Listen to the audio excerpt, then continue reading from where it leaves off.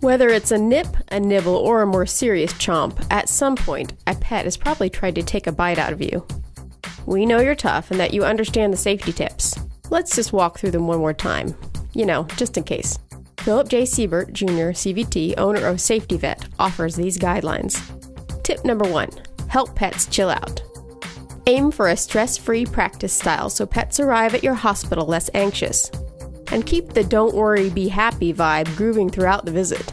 For fear-free veterinary visit tips, visit dvm360.com/fearfree. Tip number 2. Tune into the pet. We know your clinical team's stellar medical skills can be completely mesmerizing. Just keep in mind that sudden noises, movements, or even light can completely freak out the calmest canine or kitty. So, if you're responsible for restraining an animal, zero in on the animal's reactions, and not on the clinical team member's steady hand as she draws blood or performs other procedures. Tip number 3. Use the right tools. For fearful or defensive patients, use appropriate humane capture and restraint equipment approved by your veterinarian, such as towel wraps.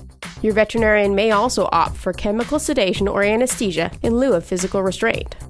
Tip number 4. Whether they're wild or mild, know the species. Iguanas and parrots and bunnies, oh my! Learn the proper restraint positions for each of the species your practice treats. If you handle exotic or non-domestic species, remember that they all have their own unique methods of defense.